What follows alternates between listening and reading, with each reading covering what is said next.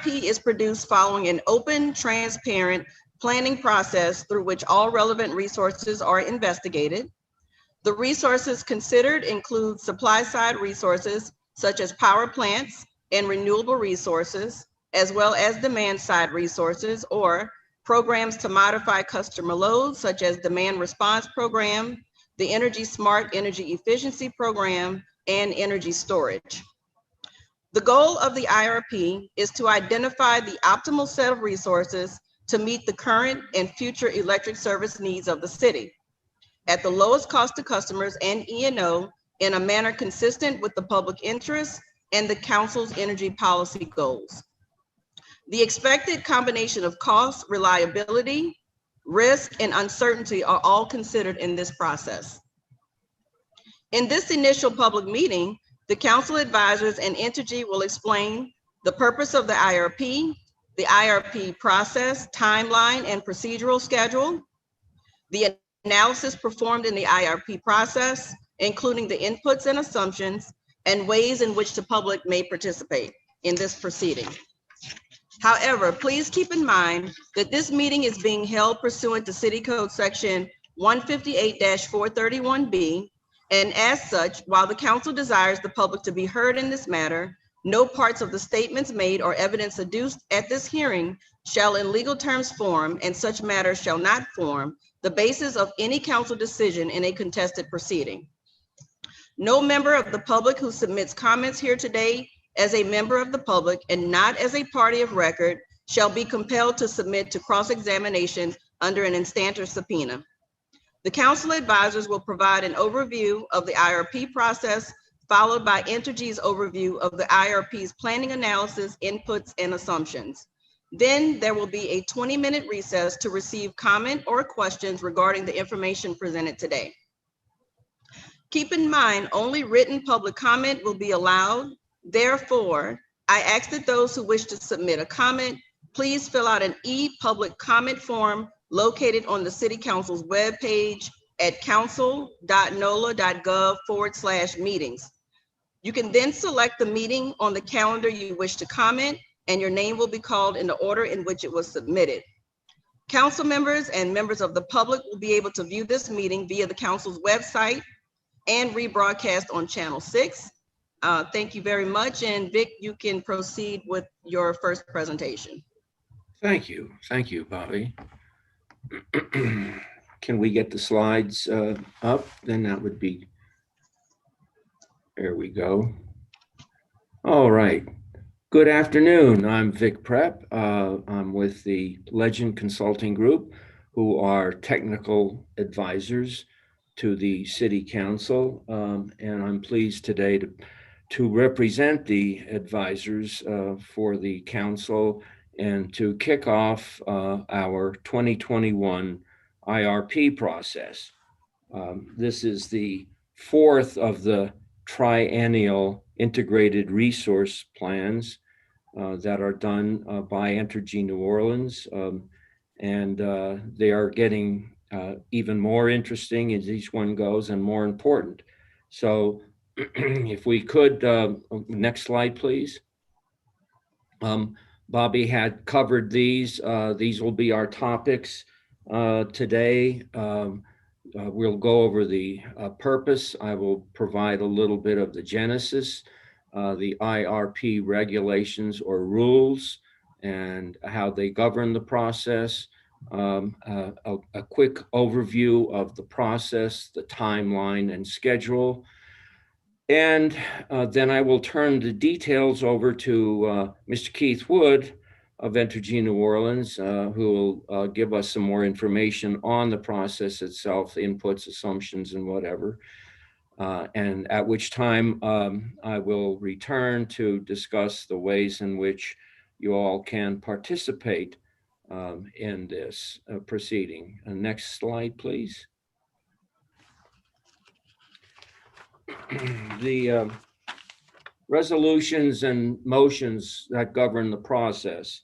To give some background on how we got to where we are, about 30 years ago, there was a least cost resource planning That was part of the city code. It was done to start the council's interest in resource planning. That was followed by some specific resolutions, the first one in 2008 to give us the first IRP guidelines in docket 0802. And that was followed by resolution 10142, which clarified and expanded the IRP rules and regulations and led to the first integrated resource plan filing that was in 2012, followed by 2015 and 2018 IRPs, this being now, as I said, the fourth. The resolutions for this particular 2021 IRP are governed by the rules which were initiated in and revised in 17332, and then with further clarification in resolution 17429 to include actions that the council may take with the decisions following the final IRP report. Each IRP, each triennial IRP process is begun with an initiating resolution from the council. We'll talk a little more, or I will talk a little more about what was in 20-257 to initiate this and what is also governed in the initiating resolution from the rules.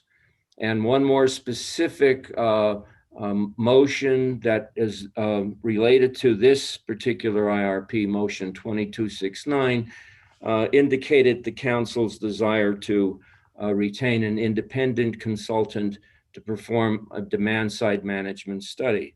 In each of the triennial IRPs, Entergy has provided a DSM demand-side management potential study. The last one, we had a council independent study as well. And we'll talk a little bit more about this particular one as well. So if we could move to the next slide, please. The integrated resource plan is not to approve a specific resource. It's to inform. It's a planning study. It's a planning document that is very important to the council and to all the stakeholders to empower decision making. It also is very important to have public awareness and input into these choices that are used in the process, in the planning process. We want to get a complete picture of all reasonable resource options. And we're looking at usually, if with each of the triennial IRP processes, we're looking at a 20-year period. And that period is updated each 3 years to give us the best look at how the technology and all of the assumptions continue through each of the IRP processes. We want this and encourage and by the rules and the initiating resolution that it be a transparent process for stakeholders to participate. Public and stakeholders can participate in here. And we want a complete administrative record. The record is important because the IRP process gives us the basis for the next 3 years of Energy Smart, and also to inform other dockets such as the Renewable and Clean Portfolio Standard docket. So that record will be an important basis for other dockets as well. Can we move to the next slide? So in the IRP rules, each utility is, which in this case, Entergy New Orleans IRP, to serve as a planning tool. So it's not a specific tool related to any type of resource or specific certification of a resource. So we want to look at the combination of the planning results for both the supply side resources and demand side. And it's also important to remember that this is from the perspective of the utility. Those resources that can be managed, controlled, or owned by the utility in that planning period.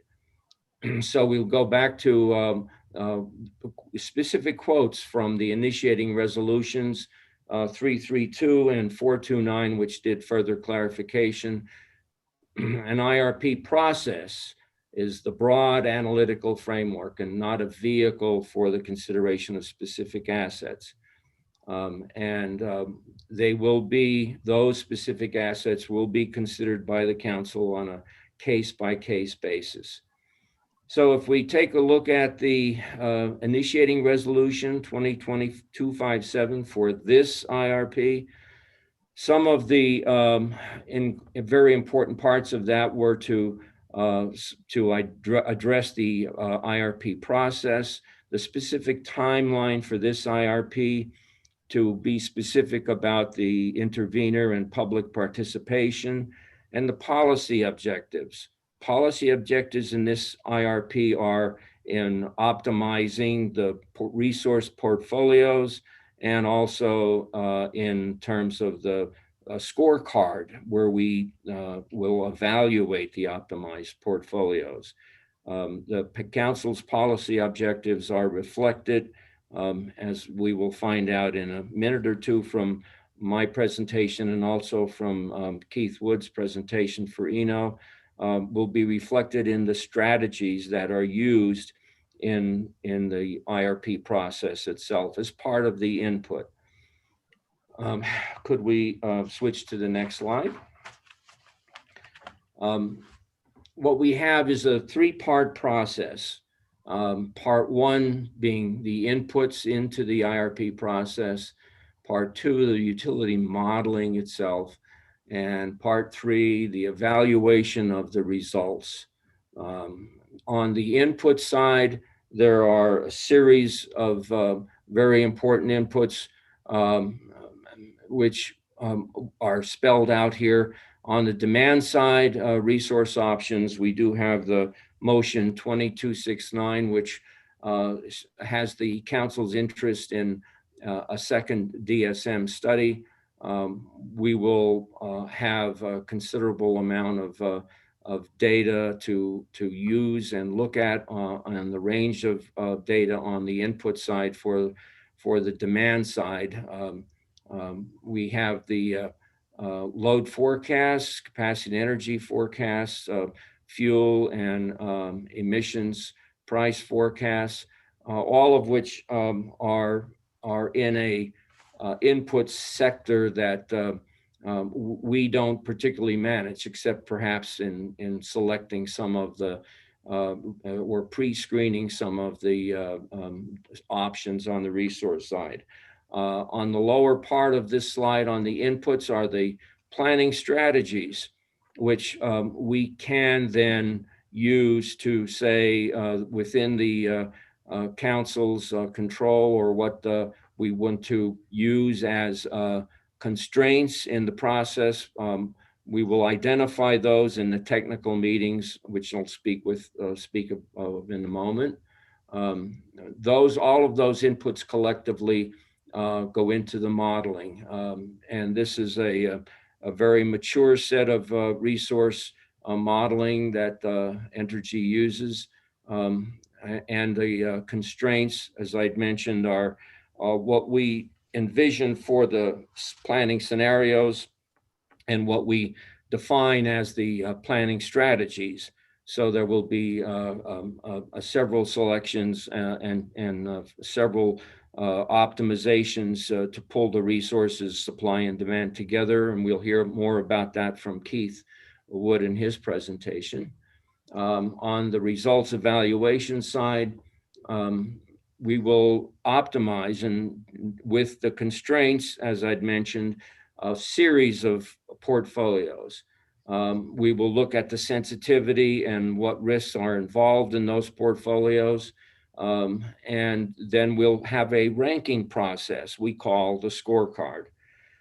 The cost of the portfolios we look at in terms of the value today, the impact on revenue requirements on an annual basis as we proceed through the planning period, flexibility of each of the resources, the impacts environmentally, the policies, the city and the council's policies, and how well that the optimized portfolios address those, and sustainability.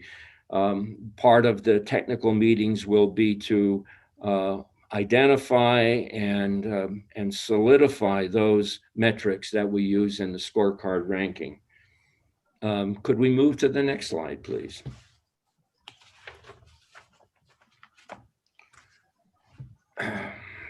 I'd mentioned the software. This has been an industry tried and true software that's used. We're dealing with over the 20-year planning period, significant detail of data because the costs for the resources do vary throughout the day, throughout the year. So we have a detailed modeling that's done to produce the optimized sets of portfolios. And we have to realize when we look at the input and the modeling to get to those results that the reliability and range of results depend on the inputs.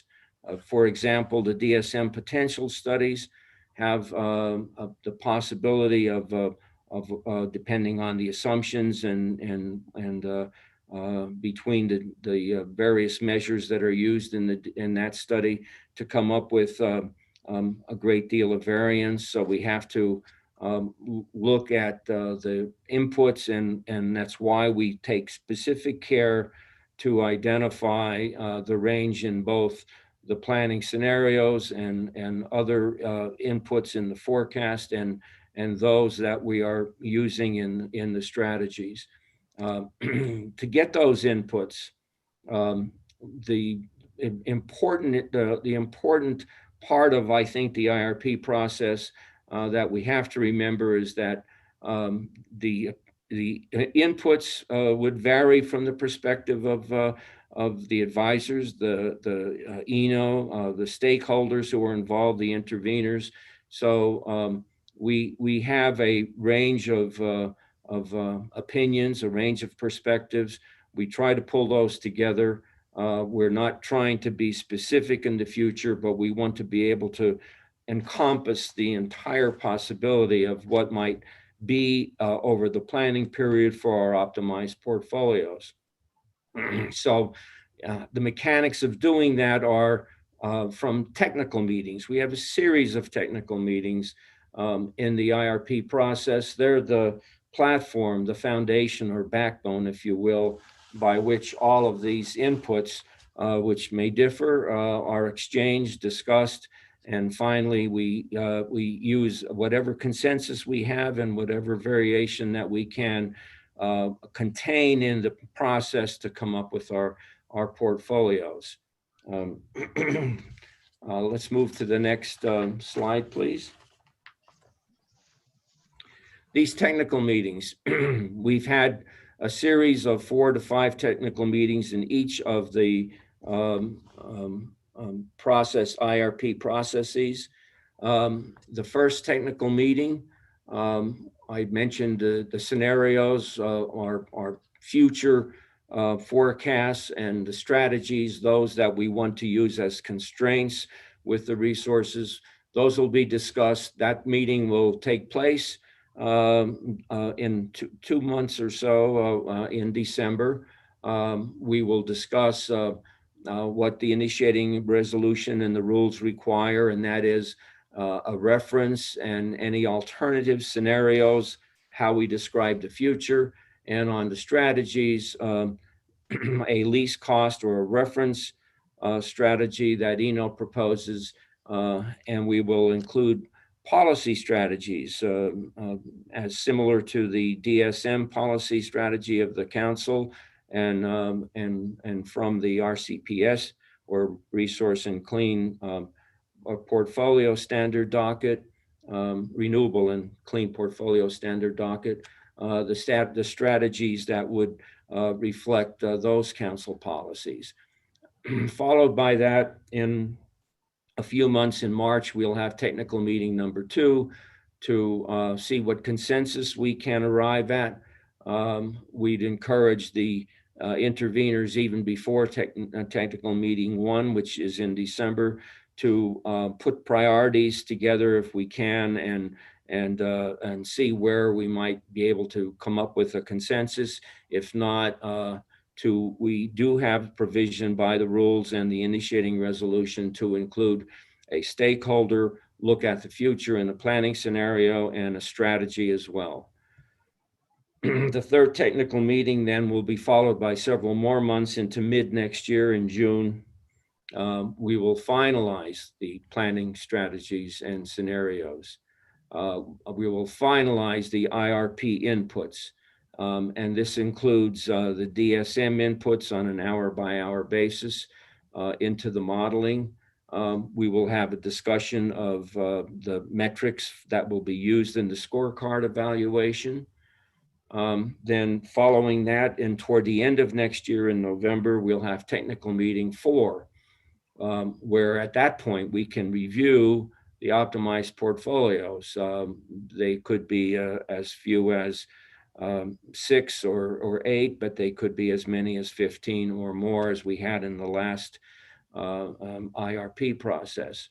We will finalize the evaluation with the scorecard metrics, and we will start our discussion of the Energy Smart programs. A large part of the DSM, but not complete, but the basis for the Energy Smart programs for the following 3 years will come from the final IRP process. So the report then follows that in January, the end of January, and the specific dates listed there. And then we have one more technical meeting that will be in the first quarter, toward the end of the first quarter in March, where we'll discuss the Energy Smart implementation plan for the next 3 years, and that's 2013 through 2023 through 2025.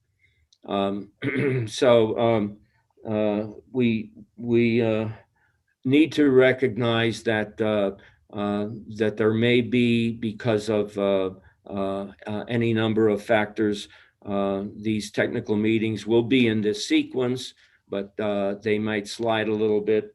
And if we can move to the next slide, we'll take a look at how the public meetings fit in. This one, to kick off, we're talking about, in general, the IRP process, rules, timeline, procedural schedule, and a look closer at the process itself with ENO, and how the stakeholders and public will participate, all in today's first meeting of this IRP. Then when the filing for the final report comes in January, we will follow that with public meeting in February of 2022. We'll follow that with a presentation of that IRP filing and the report.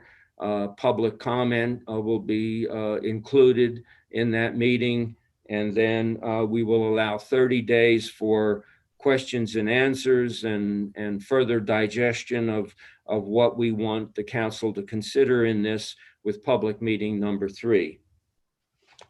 So if we can pull all this together in terms of a timeline, did we miss the timeline? There we go. The milestones are on the left, where we're finalizing the inputs to the study, getting the results, the final report, comments from the interveners on the IRP, and reply comments, and then the advisor's report. that goes through June of 2022, as indicated there. The DSM potential study is one variable that might affect this timeline. We have had a request, an RFQ request for qualifications for a DSM consultant issued a few days ago. And by November, I believe it's the 6th, we'll expect responses to the Council's Utility Regulatory Office for the DSM consultant study. We'll have a selection in December of the DSM consultant, hopefully. And both Entergy's DSM study, and if the Council's study is in progress with a selected consultant, the target is for those to be completed by March. If that slides some, we may then have to redo the procedural schedule. We're hoping to stay to it as much as possible. The technical meetings I just mentioned on the previous slide are there indicated, spaced out to consider the important parts of the process that I outlined. The final one in March of 22 is important because we want the implementation plan for Energy Smart in at least the second half, early in the second half of 2022, for the Council and all the stakeholders to consider and agree on the specific measures and programs to be looked at and done in Energy Smart for the next 3 years, starting in 2023. The public meetings and how they fit into the process are also on this particular slide. So if there are any other questions, I'm sure Bobby can handle those during the period where we're getting public comments. At this time, to take a closer look at the process and provide you with some of the things that I'd mentioned, we'll turn it over to Keith Woods of Entergy New Orleans. Are you prepared to take off on this now, Keith? Okay, Keith is going to have to walk through the slides. I believe he had a disconnection of his Wi-Fi service. So he is dialing in. So we are giving Keith a moment to join us. Okay. Hi, Bobby. It's Keith. Can you hear me? Yes, we can. We can hear you on this end. Thank you. Yes, a really bad time for the internet to cut out here at the house, but such is work life in 2020. So I appreciate y'all bearing with me. I'm going to walk through the slides. I can't get back onto the Zoom call, so I'm going to have the slides up on my laptop here, and I'll let you know as I'm advancing through, so you can do the same. Okay. So thank you, everybody. Thank you, Vic. As Vic mentioned, my name is Keith Wood. I'm the Senior Manager for Resource Planning with Entergy New Orleans, and I'm going to elaborate on a number of the points that Vic brought up in his talk and start with a couple of other things. So if, Bobby, if you can go to slide 1 of my deck, this should be the slide with the pie chart on it. Okay, can you guys put up slide 1 of Entergy's presentation? Things. He's going to walk through it. His Wi-Fi is down right now, so he'll be walking through the slides. If you can just kind of move the slides along for him. Thank you. That would be great. So just to back up and give an overview for the benefit of the folks listening in, Entergy New Orleans serves approximately 200,000 electric customers in the city of New Orleans. And we currently have one of the cleanest generation portfolios in the United States. The CO2 emissions from our fleet are approximately 50% below the national average. And we have recently, the Energy Corporation has recently made a commitment to continue to push towards even better performance on emissions and announced a goal to get to net zero emissions by the year 2050. And I just would like to call everyone's attention to the graph on this slide. This is showing ENO's plan generation portfolio as of next year. What this is showing is by next year, we will have put into service several new solar projects that are under construction right now. And so the yellow wedge of the graph shows 7% solar capacity as part of our portfolio once all of those come in. So these projects were all previously approved by the council, and we're in the process of getting them online, and they will be online by next year. So this is a first step in the right direction of continuing to drive down emissions and meet ours and the council's sustainability goals. So if you go on to the next slide,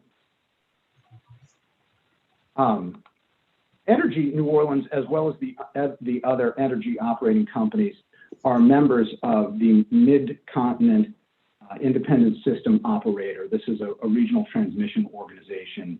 And we joined, and the other companies joined in December 2013, following, in our case, approval from the council and approval from the other regulators for those companies. And we made the decision to join MISO because there are several significant benefits to customers by our doing so. First of all is the fact that MISO oversees the reliability of the transmission system throughout its footprint, and that footprint today consists of, in the southern United States, the area occupied by and served by the energy companies, as well as up in the Midwest, a large area served by a number of other utilities up there. So they oversee the reliability and planning for the transmission in these areas. Also, by participating in MISO, we are able to realize significant energy and capacity cost savings for our customers by participating in the markets that MISO facilitates. And these markets also provide an opportunity for other types of resources, such as load modifying resources or demand response resources, to participate and help meet our capacity needs. Moving on to slide 3. Just to recap, as Vic said, the goal of the IRP is to serve as a general resource planning tool to the utility and the council, not to take up the approval of any particular resource or set of resources. He mentioned also that the IRP report from this 2021 cycle will be filed in January of 2022 and will serve as the basis for the Energy Smart docket that follows from that, as well as some other things. So we're going to go through in detail kind of how this report is developed through the efforts of the advisors and stakeholders and ENO working together to identify a number of inputs and assumptions and work through analysis for the 20-year period from 2022 to 2041. Moving on to slide 4. This slide just kind of summarizes the main goals of why we engage in long-range planning and 3 main objectives that we're trying to address. First and foremost, make sure that we can serve our customers' needs reliably over the planning horizon. Make sure that we can try to do that at the lowest reasonable cost, and then make sure that we're aware of risks that could impact the cost or the reliability, and attempt through the planning process to mitigate those risks to the extent that we can. All of this is done with an eye towards the known utility regulatory policy goals of the council that Vic alluded to, and that will be identified through the technical meetings as we work with the parties. Moving to slide 5. This chart is just showing the major steps in the IRP process. Where are we going over the next several months? The next several slides are going to delve more deeply into each of these areas. But as we've talked about already a bit, the starting point is developing the inputs and assumptions, agreeing on the inputs and assumptions that are going to drive the analysis. Next is agreeing on the planning scenarios and planning strategies that will be used. Next is taking all of this and feeding it into the Aurora modeling software that we use that will provide the main analysis on that, and then following that step, continuing with total relevant supply cost analysis of the outputs of the modeling to determine cost to customers, and then finally engaging in a risk analysis to stress test the outputs and try to identify ranges of possible risks and outcomes that could arise. And all of this will feed into the IRP report that we file in 2022, and will be explained in great detail for folks to read through it. So moving down to the next slide 6. As Vic talked about, there are a number of inputs and assumptions, and here we've kind of broken them up into 4 different categories. First we need to look at the customer need. What are our customers' projected needs for electricity over the next 20 years? And we use peak load forecasts. We develop a base forecast, and then we use sensitivity cases around that to try to give us a good range of what an expected need might be. And then reserve requirements take into account the idea that you need to make sure that you have some reserves on top of what you think the need actually is, to give you some cushion to make sure that you don't end up short. The next category would be supply side and demand side resources. We talked about the 2 DSM potential studies that are going to be performed. We'll also, of course, look at the existing generating fleets, the existing energy efficiency programs that are being implemented in the city through Energy Smart today. Make sure that we're keeping an eye on emerging technologies to determine what is looking to be more viable over the next 20 years, what might be viable as well as cost effective. So these are all inputs on the supply side and demand side that we will work with. Then we'll have a number of economic and financial inputs, such as the price of fuel forecasts, inflation rates, the forecasted values for capacity and energy in the MISO markets, whether or not there would be a cost of carbon, for example, or environmental pricing. And then finally, policy inputs or policy goals. Obviously, we're going to be pinning down the policy goals of the council, as well as looking at what it's going to take to make sure that energy can continue to push towards its sustainability goals that it's announced and will continue to drive towards in the coming years. Moving to slide 7. So this next, looking at the planning scenarios and strategies. The planning scenarios are an attempt to define the market outside of New Orleans. What are the key parameters that are not controlled by Energy New Orleans or the council, the so-called macroeconomic factors. And so this is trying to look at the larger market outside New Orleans, in which New Orleans would be a subpart. And then the planning strategies are going to identify particular sets of resource constraints or policies or business decisions over which ENO or the council or interveners have control. So we think of these more as microeconomic or policy sensitivities. And obviously a major input into each of these strategies is going to be an assumption around the amount of the amount of achievable DSM, demand side management, or demand response potential over the next 20 years. This is what these potential studies are going to be identifying. And so through the technical meeting process, we will come to agreement with among the parties about which of the input cases that come out of those 2 studies will be assigned to each of the planning strategies so that they can be modeled in Aurora.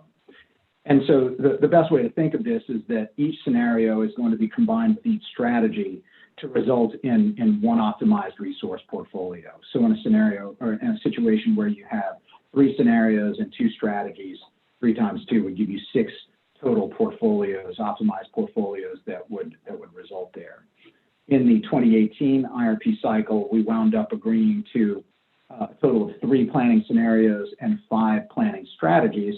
So that resulted in a set of 15 total optimized portfolios that came through the capacity expansion, the first part of the modeling. Moving to slide 8 and continuing a bit on the planning scenarios and strategies. The IRP rules kind of set out the guidelines for the numbers and types of scenarios and strategies. And so the rules on the planning scenario side, the rules allow for a so-called reference scenario, which we would consider to be the most likely future circumstances and policies to govern, to come in the next 20 years. And then 2 alternative scenarios, which would have different inputs or different assumptions about what we might see on that macro level over the next 20 years. And then finally, a consensus scenario that we would attempt to try to develop with input from the advisors and a majority of the interveners. So through discussions with the advisors and the interveners, attempt to develop this consensus.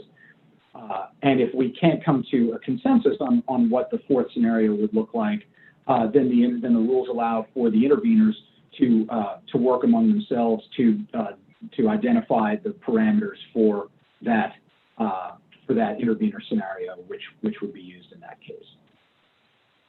Moving over to the planning strategies, the rules allow that there would be one so-called lowest or least cost option strategy. There would be 0 to 2, depending on how things work out, alternative strategies that would reflect these known policy goals of the council that we've been talking about.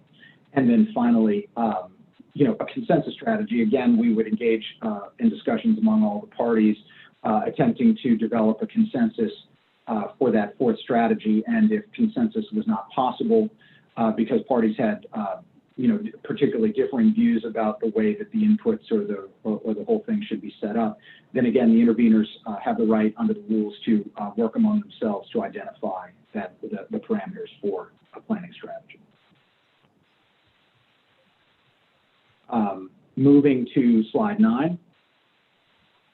So once we've gotten the inputs and assumptions pinned down, and once we've identified the planning scenarios and strategies, then we move to the portfolio optimization, and we use the Aurora modeling software. There's one part or module of the Aurora software called the capacity expansion modeling software, and this is used to develop.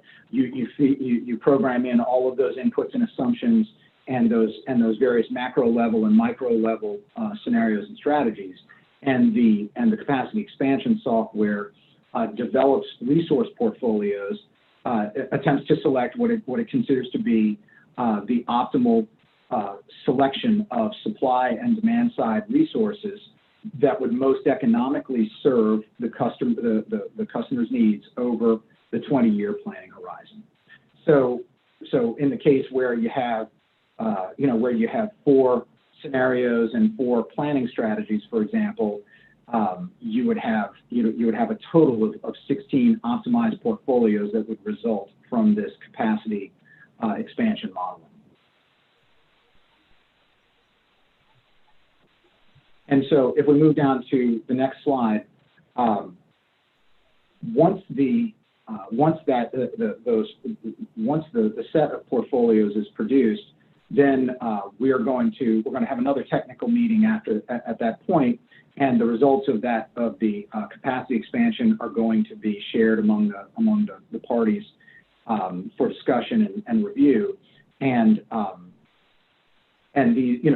what we're going to need to do is we're going to need to look at making sure that given the time allowed in the procedural schedule and the time taken to run the modeling and do the next phase of the analysis, which is extremely laborious, which takes a lot of processing time.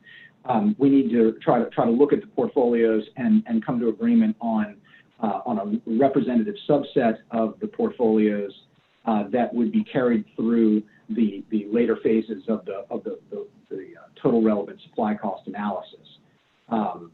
And so, once we do this, we will, each one of those down selected portfolios would be tested in each scenario using another module of the Aurora software known as the production cost modeling software, which actually generates an hour-by-hour cost of that portfolio under each of the scenarios for the full 20-year period. And so the processing time on all of that, it's quite lengthy. So, so we have to figure out what we can do and make sure that we can run the model and derive a representative set of outputs for further consideration in the process based on that. But basically, once we do that and it runs and the production cost modeling software runs, finally, for each resource portfolio that's been down selected, there's going to be a present value forward revenue requirement. This is what we call a total relevant supply cost that looks at both the fixed costs of the resources selected to form the portfolio, as well as all the variable costs, such as the fuel costs or the operations and maintenance over the full 20-year planning period. And this is all brought back on a present value basis so that the results can be compared one against the other over the full horizon. And so as the at the bottom of the slide, the portfolios times the scenarios is going to equal a number of total relevant supply cost valuations. And if we could move to the next slide, once we have all of these total relevant supply cost results, then the next phase in the process is going to be to perform a risk analysis on those values by looking at varying possible ranges of variation among key assumptions. For example, fuel price forecasts. If your fuel cost over the term wound up being higher than you expected, what would that do to the total relevant supply costs of each of these portfolios? What if it were lower? What would that do? And so the risk analysis is going to attempt to look at some of the key variables and establish what we think a reasonable range of possible variation around the total relevant supply cost figure might be. And this is to be able, again, to just make sure that we're able to try to look at the range of expected outcomes with these portfolios and with these various futures for the sake of being able to look at make our planning decisions and use this as the directional guidance tool that the IRP rules require.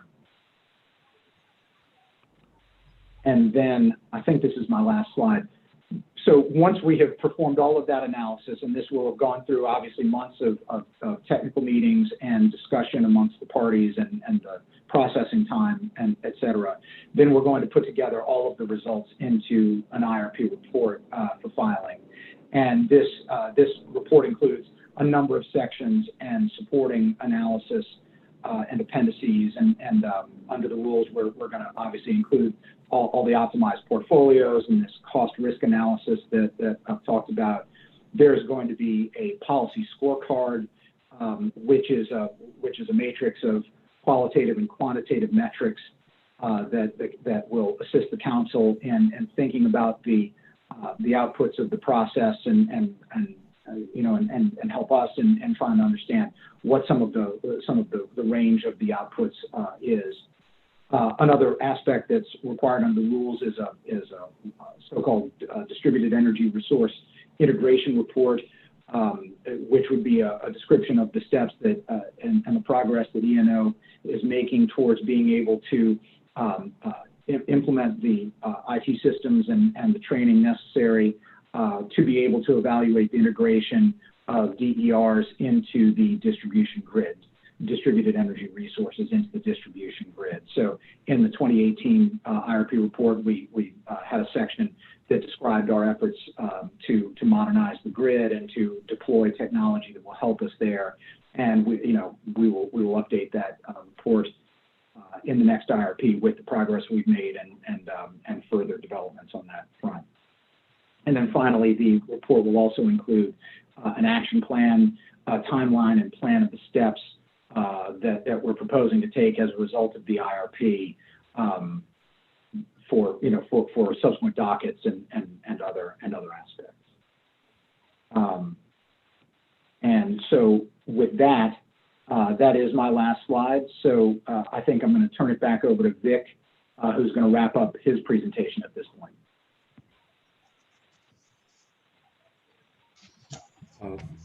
One more slide, please. Another one.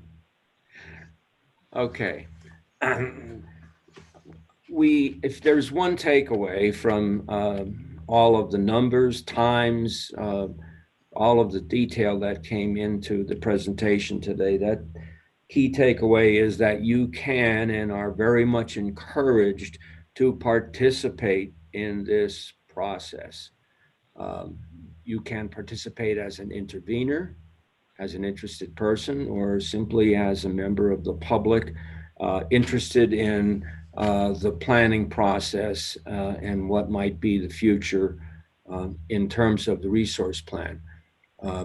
In terms of intervener, we need to have some structure here. So if a motion must be filed to be an intervener by November the 2nd. The participation, as we described through the technical meetings, is more detailed.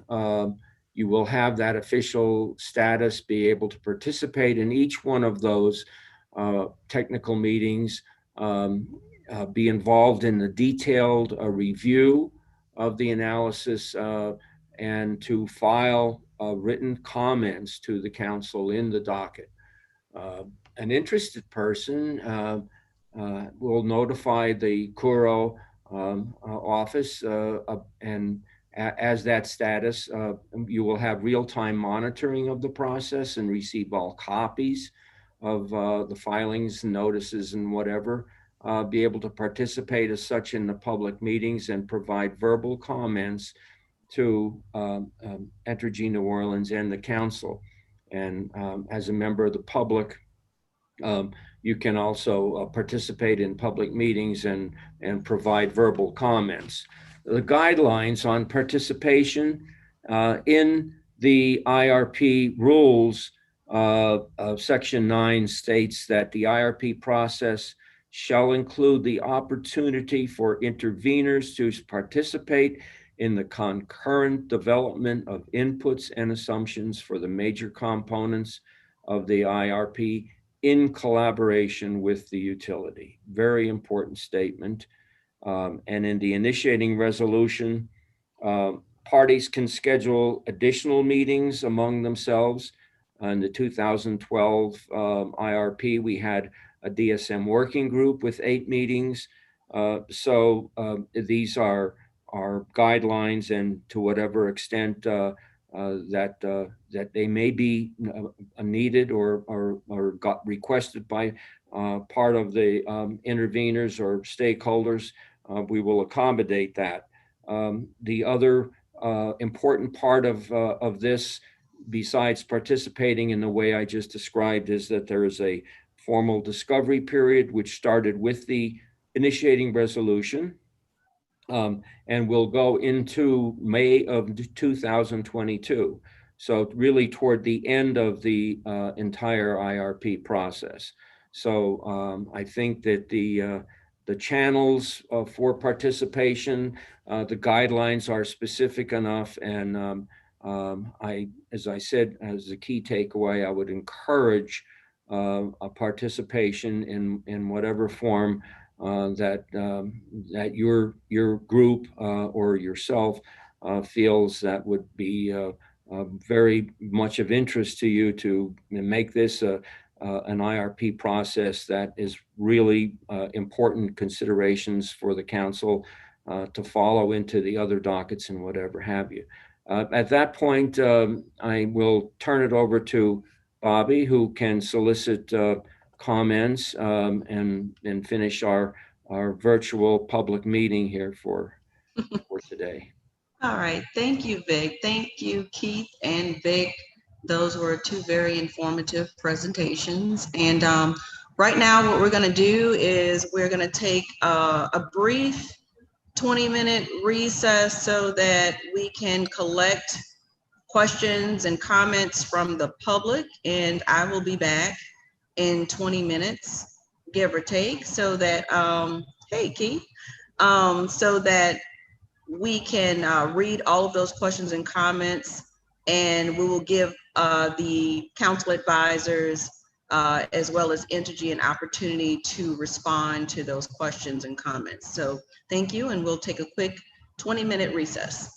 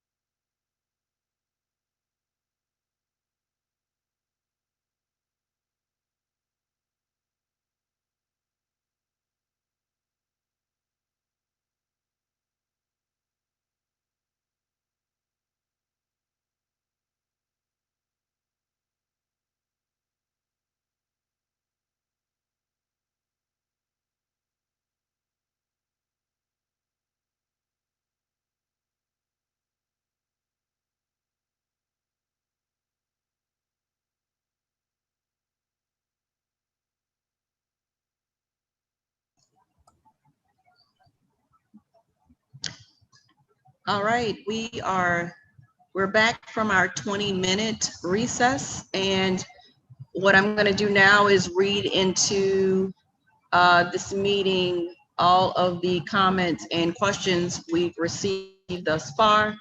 The first one I'd like to read in is from Marion Penny Friedstadt. She had questions about that came from the overview of the IRP process. 2 questions from that, and also a question from the overview of the planning analysis. So comment is, it looks like from the timeline that the next public meeting will not be until March 2022. Please make the technical meeting open to the public. The side slide entitled E&O Planning Objectives lists reliability, cost, risk mitigation as 3 main objectives. Considering that New Orleans and lower Louisiana will be underwater unless we stop burning fossil fuels, it seems to me that an explicit objective should be reducing the climate crisis. This is not the same as risk mitigation. What exactly are the assumptions of the modeling software?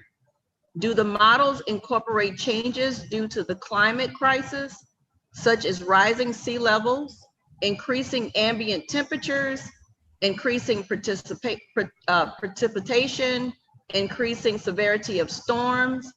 Does the modeling include alternate scenarios that incorporate E&O, reducing its use of fossil fuel burning? Also, will the slides from today's IRP public meeting be made public? Thanks. I'm going to read all of the questions and comments in, and then we'll circle back to the questions so that way you guys can think about your responses. The next comment that came in is from Logan Burke. She had a question regarding the overview of the IRP process. Comment being, thank you, Council, for conducting this public meeting and enabling the public engagement throughout the process, including posting this meeting on the Council's website. We encourage all efforts to make this process as transparent as possible for all stakeholders, whether or not they are interveners. The Alliance is looking forward to this IRP cycle as a guide to the implementation of a low-cost, renewable, and energy efficient future for New Orleans.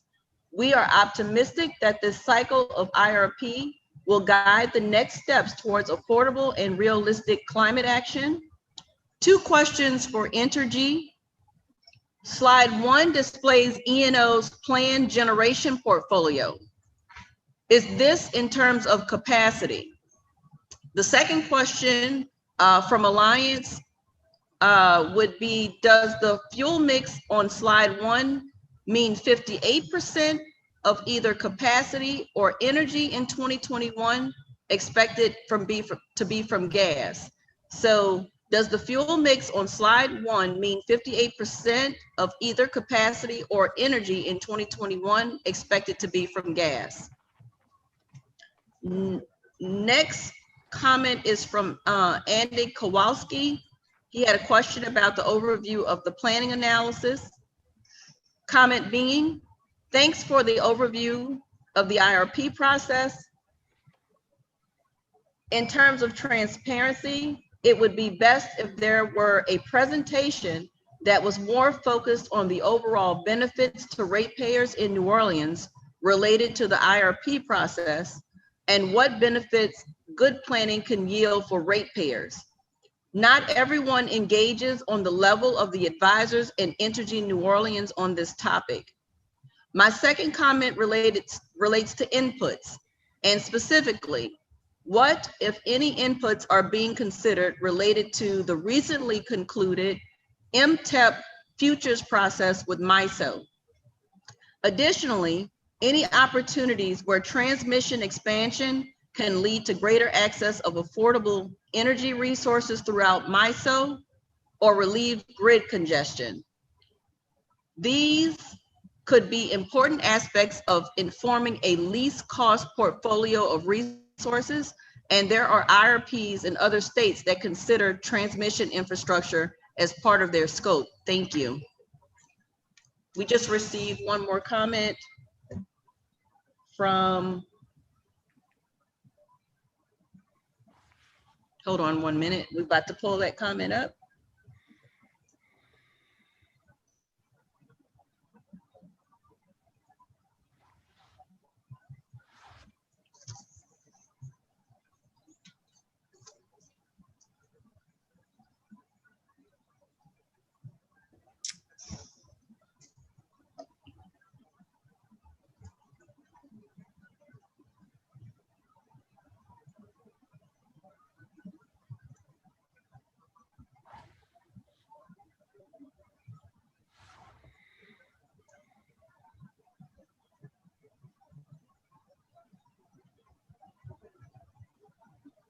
I just want to thank the universe for IT people.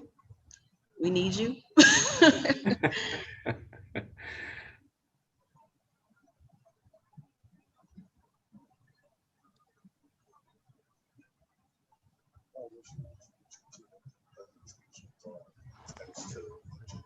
Let's see. I'll take a look. Okay. All right, Renat. It says the 2012 and 2015 IRP technical conferences were open to the public. Now they are not anymore. Why can't technical conferences not be accessible to the public, especially when we are using Zoom anyway?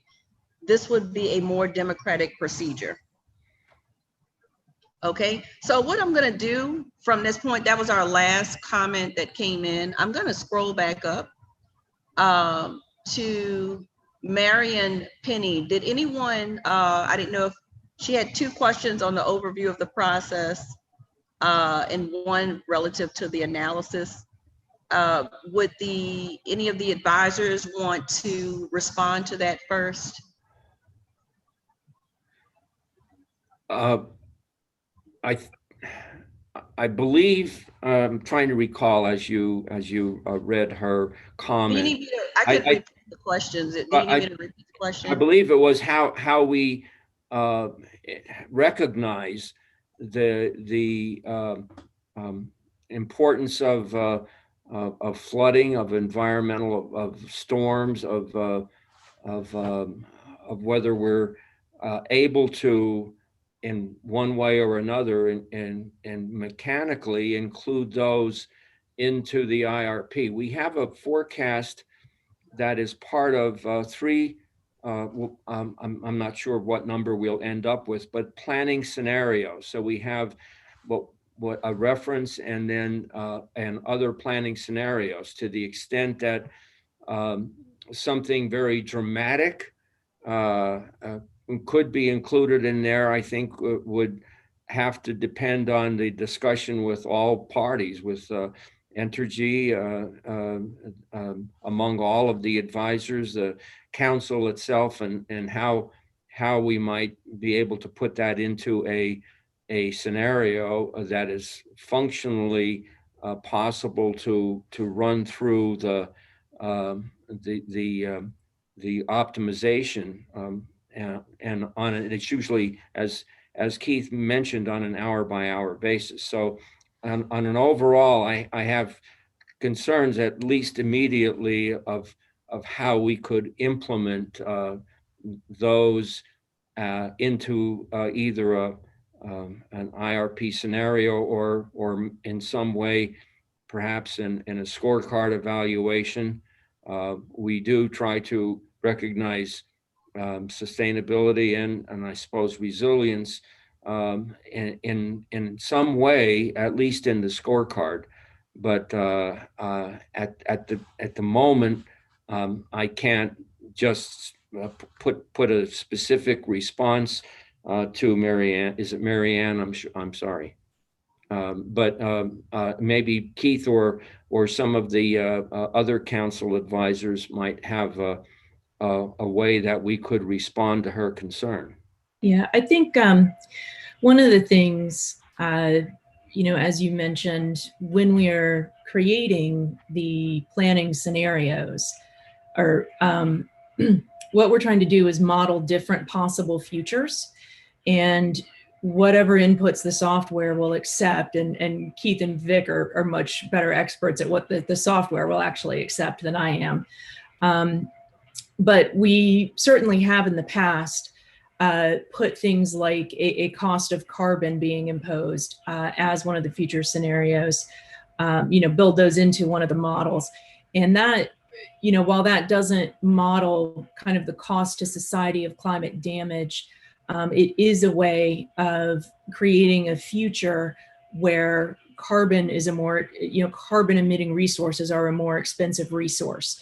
And through the technical meetings, the advisors work with Entergy, work with the parties to figure out how to get the right assumptions so that the planning scenarios do create put boundaries around what we all think the possible futures, the different possible future outcomes could be. So you might have one planning scenario, as Keith mentioned, the reference case, which is what is generally thought to be the most likely future scenario. But then you might have one scenario on one end that is projecting kind of extreme measures being taken to mitigate climate change, like putting a very high price on carbon, or not allowing any carbon emission resources into the portfolio on one end, and you see what kind of portfolios are generated under that future assumption. And then you might have more conservative assumptions on the other side, so that you can see what would happen to the portfolios if the future goes a different way.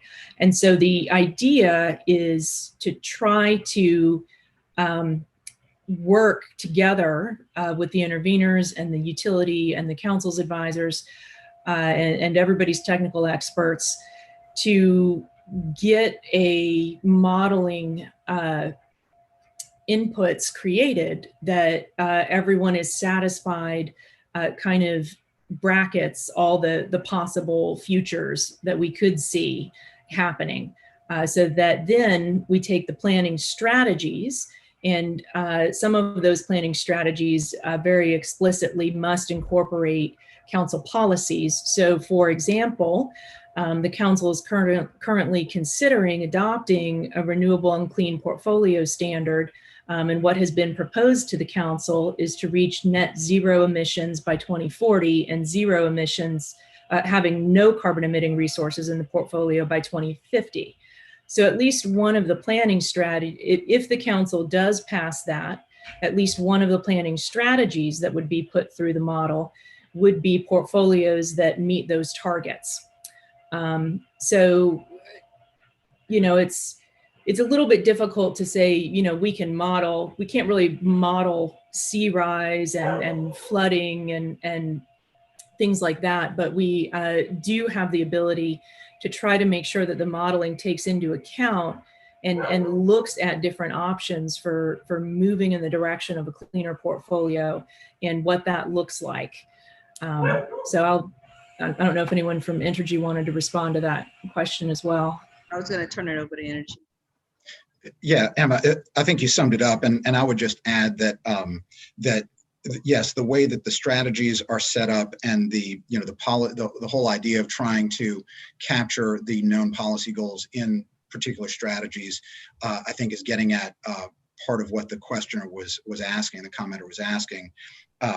About over time, how do you see reduction in generation from certain fossil resources? I think that would be a result of the structuring of the planning strategies in some cases, and then also I'd like to agree that on matters like rising sea levels or amount of flooding, those are variables that I don't believe can be programmed into the Aurora software. Obviously, it can do a lot of things, and assumptions around cost of carbon or fossil fuel prices or what have you, or those are things that it can handle, but we need to make sure that we identify inputs that can be modeled and focus on those, because a lot of the inputs that that the commenter suggested, like rising sea levels or flooding levels. Those are obviously important, but they're not something that can be run through the model and produce a result. All right. The next question that was read in was from Logan Burke. She had two questions, if you can recall. First question being, slide 1 displays E&O's planned generation portfolio. Is this in terms of capacity? And the second question being, does the fuel mix on slide 1 mean 58% of either capacity or energy in 2021 expected to be from gas? Those were the two questions from Logan Burke. And so to answer the first question, yes, it's showing capacity, megawatt capacity. And on the second one, I haven't totaled up the slots, but assuming that that she found 3 gas resources that would total up to 58%, then that's the projection of the amount of megawatts of capacity that would be producing energy for us in 2021 after those planned solar resources come in. The amount of energy that actually is produced from those resources, of course, is subject to their performance as the year goes through. Okay. Renat Herrick, the comment that came from Renat, it's the 2012 and 2015 IRP technical conferences were open to the public, and they are not anymore. Why can't technical conferences be accessible to the public, especially since we're using Zoom anyway? This would be a more democratic procedure. If I would ask that our legal advisor for the council, if she could respond to that question.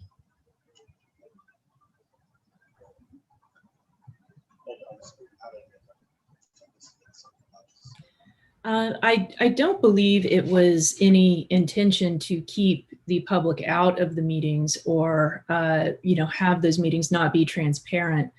I think it's just a recognition that to fully participate in those conversations, you really need to have received all the documents in the proceeding, read all the materials, and worked through everything for the conversation to be really productive and helpful. And it's certainly the opportunity to intervene is open to any member of the public who wants to do that, as is the ability to become an interested person. And I think we can maybe have some discussions about, how we, whether there's any way to make some of the discussion that's happening in the technical conferences more accessible to the public. But we can take that back and look at it.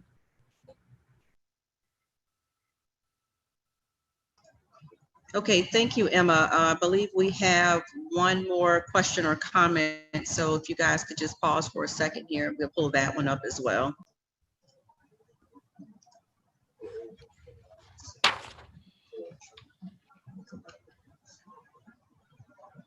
Oh.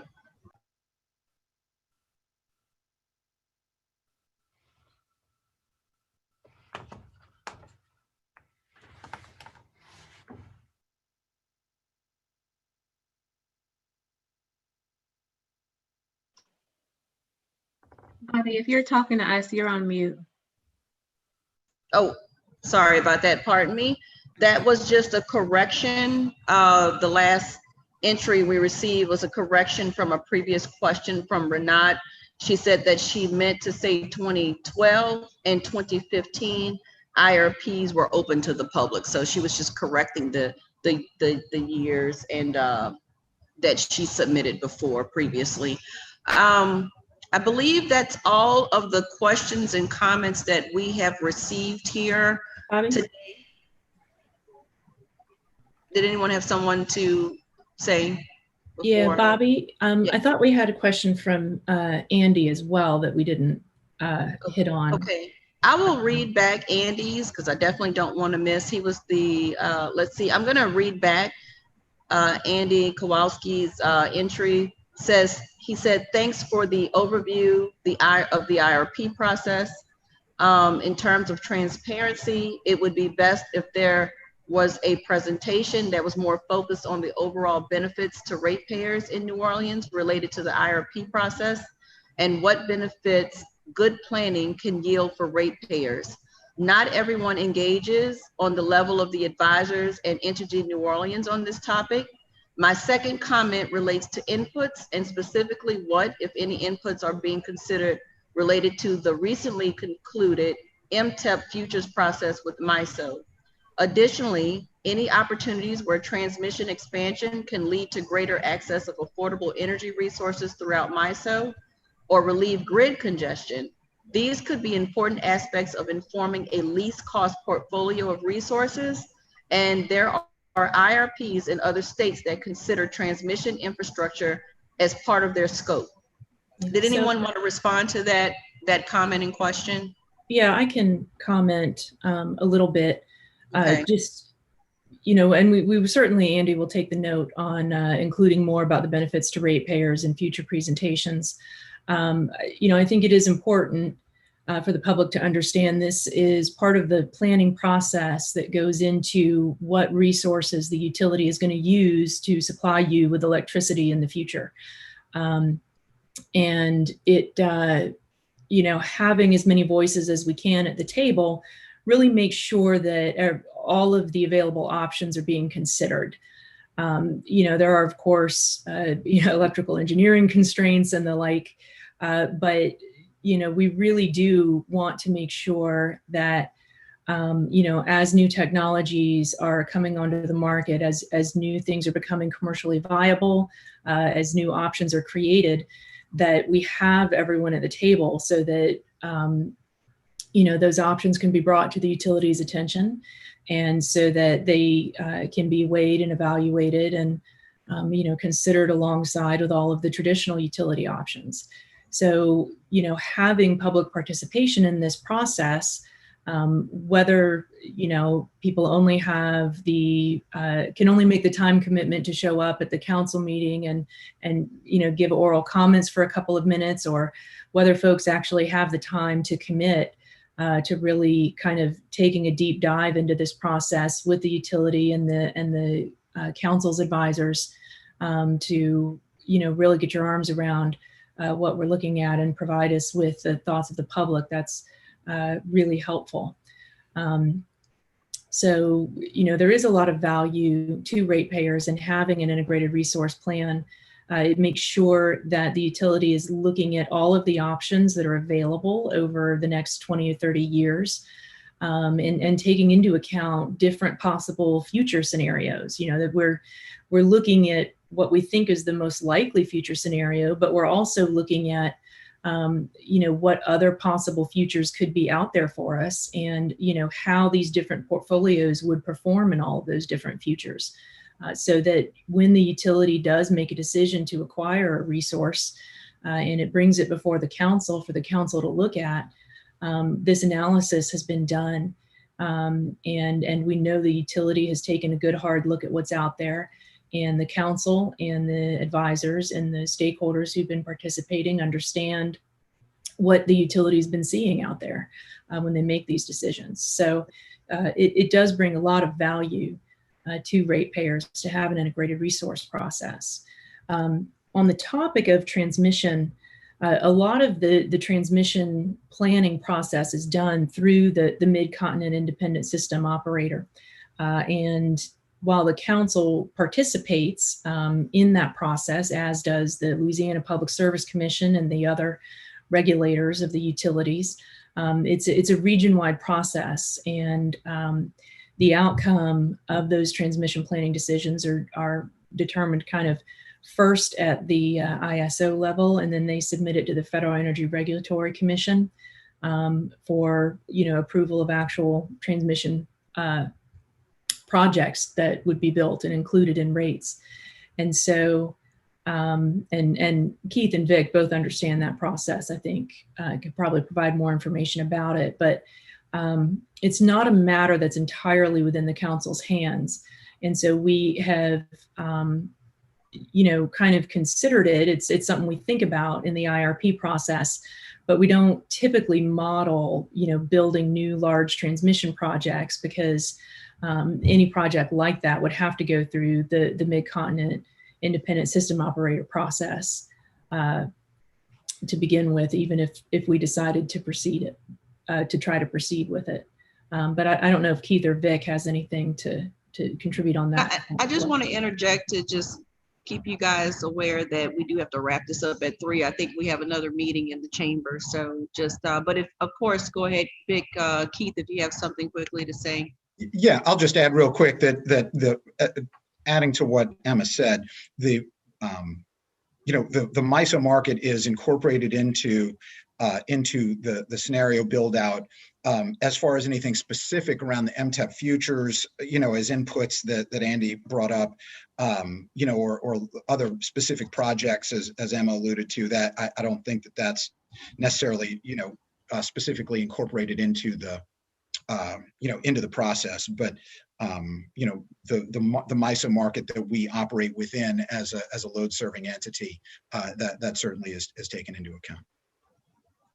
All right. Thank you so much, Keith. Thank you, Emma, and Vic. Kimberly, thank you for being here. I just want to say in closing, I want to thank everyone in the public that submitted comments and questions. We really appreciate that. As mentioned at the beginning of this meeting, pursuant to City Code Section 158-431B, no parts of the statements made or evidence adduced at this hearing shall in legal terms form, and such matter shall not form the basis of any council decision in a contested proceeding.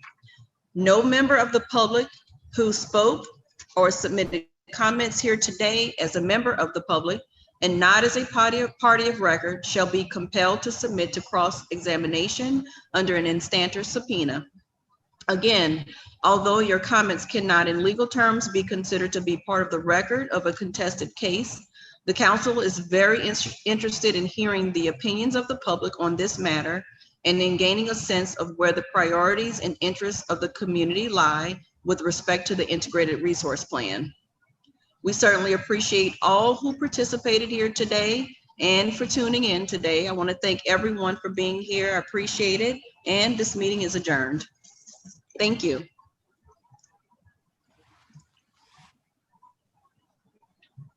Great job, guys.